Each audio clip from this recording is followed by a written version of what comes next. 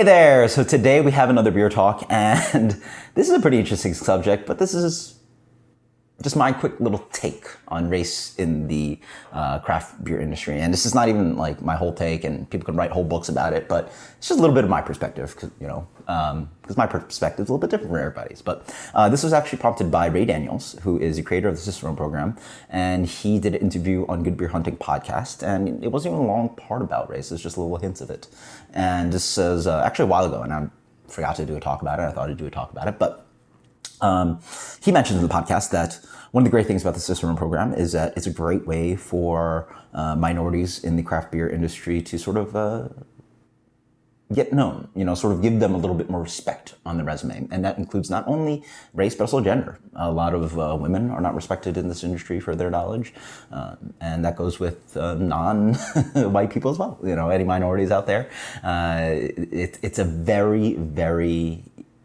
not that it's a very open, and I love the industry and I love the people that enjoy craft beer, but specifically the people that do enjoy craft beer, it's a very, very small portion of our population. It is largely males of 20 to 25 to 40, whatever that demographic is, whites. A large portion have facial hair.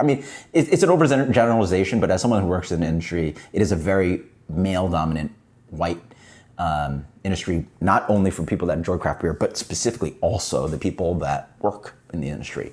That's just a large swath of the people that work in the industry. And so, coming from my perspective, that really hit home when Ray Daniels said something like that, because my entry to the industry was very, very hard. I have a spreadsheet with, hundreds of resumes sent out and dozens of interviews that I did.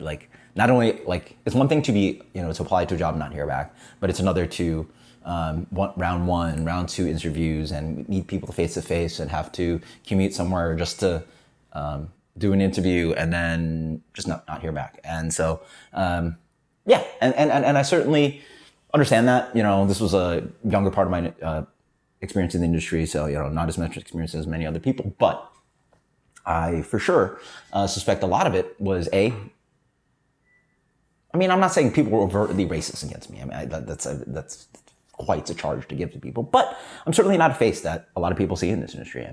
I can literally count on my hand the amount of times I found another Asian, not even like Chinese American, another Asian person that's working in the industry, literally in my hand. And we're talking about how many people I've interacted with.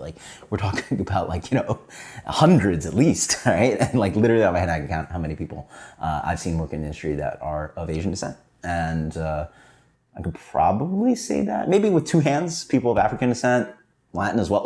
Minorities are just not a thing. There's just not a thing in this industry. And not saying that people are being overtly racist against minorities. It's just maybe the pool of people applying to these jobs are different. But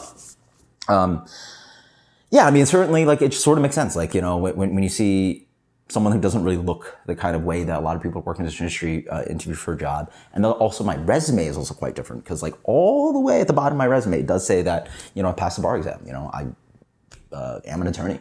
And a lot of people see that. They see someone that's not really familiar to the industry, but also that someone who might very quickly maybe leave their job.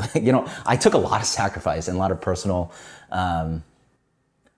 it took a lot to sort of say, hey, guess what? I spent 3 years in law school, took all this time studying for the bar, and you know what? I'm going to do something I absolutely love instead and jump in the beer industry instead of being a lawyer. And I think a lot of people, when they see that, they're like, that's so weird, right? It's just you don't fit the mold of a lot of people that work in this industry that came from maybe a bar background, and also maybe aren't have a doctorate degree as a lawyer. So they see that this is so weird, and I feel that part of the combination of two might have been part of the reason that I might have not gotten some of these gigs. And so that's really why I entered took certified Cicerone. I'm you know what? People aren't going to respect my knowledge and my passion and my ability to show, and my ability to show that isn't possible, because you don't go to school if you're trying to get in this industry unless you go to CBL and trying to become a brewer or something like that.